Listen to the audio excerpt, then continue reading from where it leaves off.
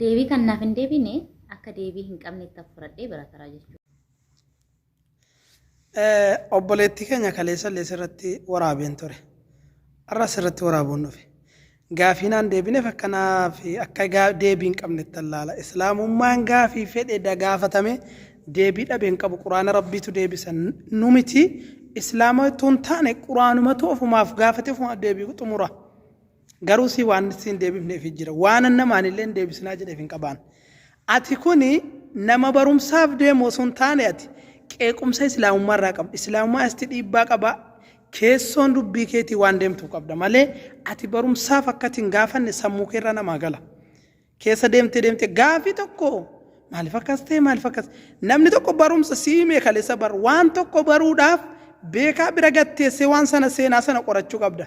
Miidiyaa irratti abbaa argite gaafachuu dura gattaa ibaradhu kuma mana barumsaatti namni si deebisu kun taa'ee qara'ee baratee hundeerraa ilaadhumaatti gaafate amma gaafii kee gabaabinatti achi kunne dubartiin dhiibbaa qabdi maal haasofta hadiisa sana keessa gadi buutee hin dubbifne kanaaf baradhu siin jennaan nama barate yoo ta'e malee sirkaa badaa hidhee kaleessa siimeen ture ati amma dubartiin hir'uudha sammuun si jetteet kanuma qofa fudhatte dubartiin gaafa sana jiran immoo gaafii dhiyeessan achumatti hadiisa Bukaariyaatti himtu kana yoo dubbiste hunda isaa gad deebite tuu baratte hin gaafattu atu achuma keessatti fixxa.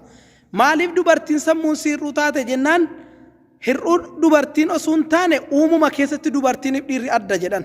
Ergamaan rabbi dhiirriniif dubartiin garagara akkuma garagara rabbi jedha uume dhiirri irra jabeenyaanis gara jabummaanis waa hundaanu dhiiratu irra sadarkaadhaan dubartii caalaa jedhan ergaan rabbi. Maaliif rabbi akkas godhe dubartii yeroo amma fakkeenyaa ji'atti waan itti dhufu qaba salaatan salaattu yeroo kana diiniinsi guutuutti akka dhiiraatti salaataan jirtu dhiirri addaan hin muru yeroo tokko garuu dubartiin ji'a keessa guyyaa 6-7 yookaan kanarraan salaattu hir'uudha diiniinsi ammoo aqiliinsi jechuun sammuun isii kun xiqqoo akka dhiiraa miti akka dhiiraatti dhibba miti yookaan yeroo ragaa baatu yookaan ragaa sanatti dabaltee himuu dandeessi waan gara laaftuuf yookaan immoo garaa laaftee ragaa sana hir'isuu dandeessi kanaaf فإن لم يكونا رجلين فرجل وامرأتان جد القرآن سورة ساكتت يو dhiirri lama argamne ragaarratti dubartii lama bakka dhiira tokko godhaa wanni jedhuuf dhiirri jabaadha aslumatti uumaa dhiiraatiif uumaa dubartii addaan uume malee mirga dubartii balleessee yookiin jechuu miti garuu dubartiin hir'uu taate malee garuu salaata sanaaf ittiin gaafatamtu aqliin si hir'uu ta'eef rabbi siin gaafatu salaata siin ji'a keessatti dhiiftuuf rabbi siin gaafatu sadarkaadhaan jannata keessatti akkuma dhiiraatti argachuu dandeessi garuu addunyaa irratti akkas jedhanii addaan